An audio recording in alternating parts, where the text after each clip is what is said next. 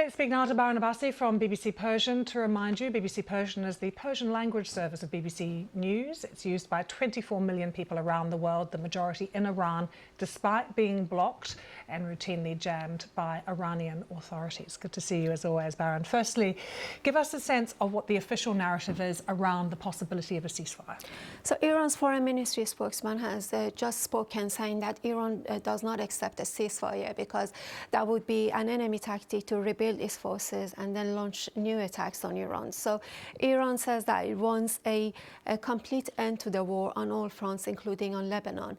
And so it has said that the 15-point plan that was put forward previously by America and passed on to the Iranians by Pakistan, now Iran says that it has officially rejected that plan because it believes that it's excessive and totally unreasonable. So they haven't said that whether they have replied to the plan that was put by Pakistan last night. But from what we understand from Iranian officials, it is that they are sticking to their previous position that they want a complete end to the war instead of a ceasefire. And they have said that they have put forward their own initiative. They haven't said any details about that, but previously Iranians had said that they want their sovereignty over the Strait of Hormuz to be recognized, and also they want damages they want compensation for the damages that incurred during the war. So, Baran, is there a sense that there could be a separate deal done around the Strait of Hormuz? It's very unlikely. Iran seems to believe that it is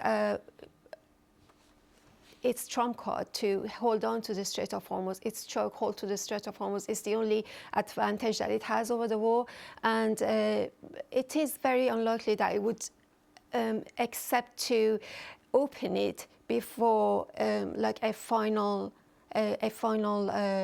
agreement that would guarantee a complete end to the war and guarantees that it would not be attacked again. So it's very unlikely that would agree to open it temporarily or open it during a ceasefire to give further time to negotiations. But it seems that it's not taking Donald Trump's threats to target civilian infrastructure very seriously. So this deadline that he's proposing, this new deadline, is being met with what reaction? Well, Iranians say it's nonsense, and the fact that if Trump attacks Iran's power plants and water desalination sites, then it will retaliate by attacking the similar sites in Gulf countries.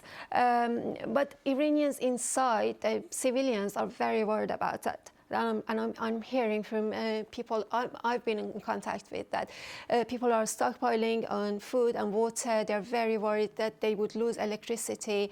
It's a very difficult situation for them. Some of them were supporting an attack on Iran as long as it targeted Iranian officials and led to the regime change. Baran, we've been hearing from inside Iran in response to President Trump that these threats, if they were carried out, amount to war crimes.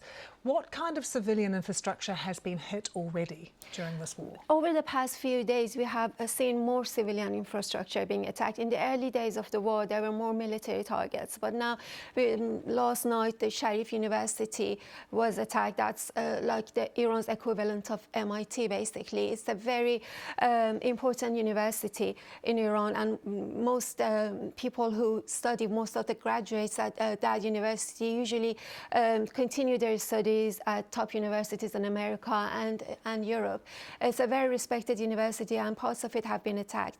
And previously, other universities were attacked across Iran.